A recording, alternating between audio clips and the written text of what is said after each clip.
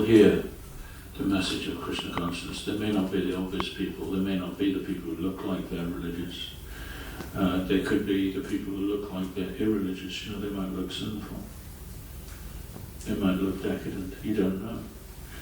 A person comes into this life, who knows what journey a person is on. And they may seem to be degraded, or they may seem to be, materialistic. And someone else may look very spiritual.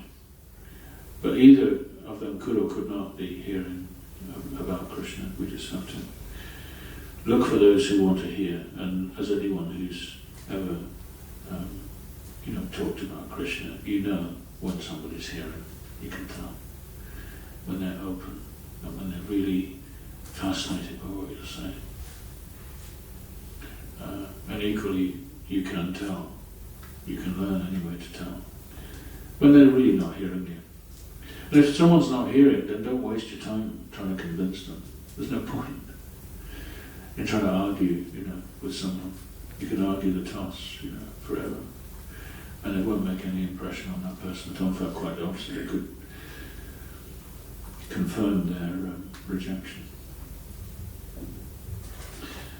So Prabhupada said he tried, to preach in India, and he didn't get very far. So he came to the West, and immediately he found an eager audience, just like sponges waiting to soak up the water. And he knew, clearly Prabhupada knew, when he came to the West, he got ill and he had to go back to India. He nearly died after 2 years. He had to go back to India to recuperate. But by the time Prabhupada returned the second time, it was clear from the letters he was writing, he knew that Krishna was calling to him to something very special. Because he knew that he had an audience of people who had reached that point in their, in their incarnational journey, where they were really looking for who am I. That search was on, really genuine search. I want to know who I am at this point. I'm not going to take any, I won't use the word Krishna, but any BS. Yeah, I remember when I was an art student, somebody showed me different people. There were different people teaching then. There was a guy called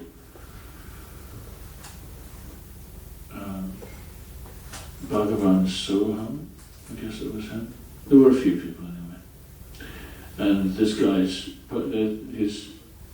there was a poster with a picture of him smiling, and underneath there was a quotation, and he said, quote, I was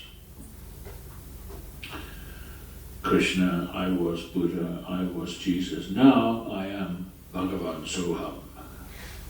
And I thought, what? A bunch of... I thought that is so stupid. And yet there were some people who were attracted by that. But there's plenty of people now, everywhere, who they don't want to be fobbed off with anything cheap or false or shallow. They want the real thing. And so those are the people we're looking for. And those are who we are also. We want we'd like to learn, I would like to learn how to chant Krishna's name, with real feeling. And then it could be some use. Otherwise I could chant for lifetimes. And I don't think it would help me much.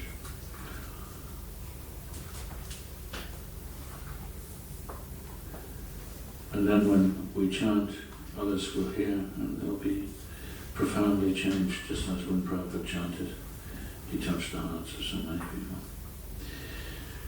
Hare Krishna. Any questions? Comments? Yeah. Just people listening on the internet, so give them a Okay. question.